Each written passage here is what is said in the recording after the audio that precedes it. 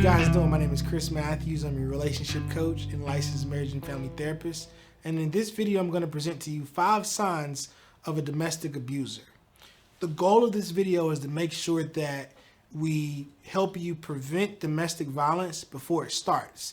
The best way to do that is to be aware of what it looks like. So if you find any of these characteristics in a partner you're dating or currently with, I would advise that you proceed with caution or immediately attempt to try to end or dissolve the relationship.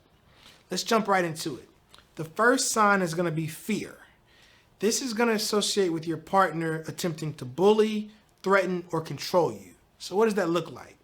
That could look like your accuser having an affair with someone else, but then yet claiming or making accusations that you're cheating.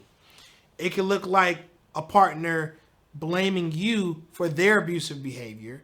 It looks like the partner constantly criticizing or judging you or making you feel small.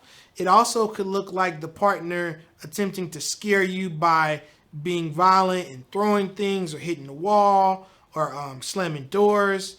Also, the partner could tell you what to wear or how you should look, and they do that in a manner that makes you fear disappointing them or upsetting them. The second sign you want to be mindful of is control. The number one way that partners attempt to control you is by managing or dictating your spending or your money.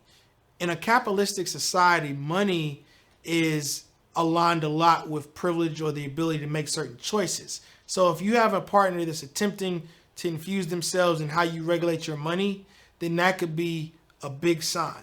That looks like the partner attempting to keep cash or credit cards away from you so they don't let you spend or have the ability to make purchases. That could look like the partner providing you with an allowance or not giving you access to accounts or understanding where the money's coming and where it's going. It looks like the partner preventing you from working or making a living on your own or having a separate account.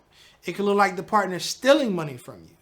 It could also look like the partner preventing you from using money or having money for your necessities, your basic needs, such as food or clothes. So if you find that a partner is attempting to make you be solely reliant on them, initially at the beginning of the relationship, you might think that's cute, or that person is attempting to show you they love you. But over time, what it actually turns into is their ability to control you. Unfortunately, as a couples counselor, I've met with a lot of people who are in a relationship and they just feel like they can't leave because they have no way of income, they have no money, they have no means to provide outside of that partner. So make sure you don't get yourself in a position where you're reliant on someone financially when you're initially beginning to establish that relationship. The third sign you want to be mindful of that is a trait of an abuser: isolation. This looks like a partner attempting to cut you off from all your family members and friends. If your partner keeps you from visiting family or has close tabs on you by way of a GPS system, then that's a big red flag. If they choose to embarrass you in front of other people, that's a tactic used to prevent you from wanting to be around other people. Oftentimes, a person being abused will just be complacent to be around others because they don't want to be embarrassed, and that's what the abuser wants. They want you to feel isolated and trapped. The fourth sign, violence. This looks like a partner who is physically abusive toward you. Any acts that are harmful or intended to evoke harm: punching, pushing, kicking, hitting, biting, pulling your hair, spitting on you. Any of those acts are going to be deemed violent. Violence is designed to continue the cycle of promoting the control and fear. So when you find yourself in a position where a partner attempts to threaten your life, if they make any accusation to harm you whatsoever, if you find that they've risen their voice, if they've grabbed you in a manner you don't like, get out immediately in the relationship. I'm currently working with a couple, and they've been married for a while, and they're knee deep into the marriage, and the woman was in therapy, and She was crying and she shared a story. She said, I should have known that on that first date when I saw how he cussed the waitress out and how he ran out of the restaurant and slammed the door because my order was wrong, that was a sign of violence. Initially, she thought that he was standing up for her. That was a big red flag. The partner's inability to control their emotions and evoke anger, go from 0 to 10. Those are characteristics you want to look for in a partner that could potentially be abusive. The fifth sign, the misuse of sex. Sex is designed to be something that's gratifying. It's designed to pull couples together, not push them apart.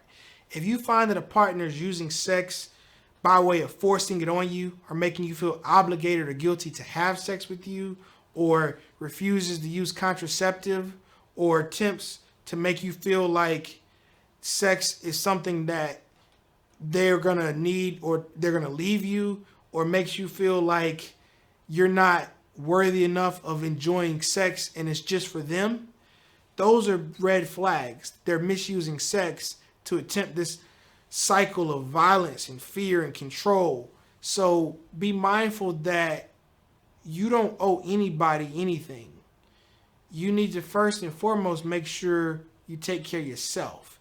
If you're not taking care of yourself first, then you won't have anything to give to anybody else. A lot of times couples that fall into an abusive relationship are seeking something that they're not able to get themselves. Make you happy before you can make someone else happy. Other characteristics to look for. If you have been raised by parents who were abusive, you're more likely to engage in an abusive relationship yourself. If you've had a past abusive relationship, you're also more likely to attract a new abusive relationship. That's why I've developed the Intimate Partner Prevention course that's part of the Ultimate Dating Guide.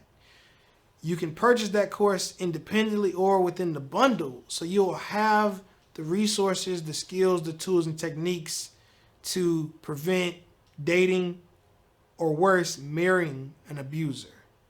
I hope this information is valuable. It's very important. As a father of a daughter, I'm not only doing this video for you guys out there listening, but I'm doing it for your daughters.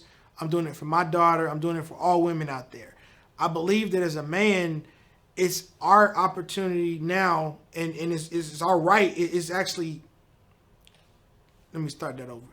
I believe as a man, it's important to make sure that we no longer just allow the topic of domestic violence to go under the rug. It's time to stand up for all the women out there, all the daughters, all the mothers, all the sisters, and promote healthy relationships. It's going to take all of us to solve this issue. The way I want to help is by preventing domestic violence before it happens. I hope in this video I've given you a couple of signs and symptoms to do that.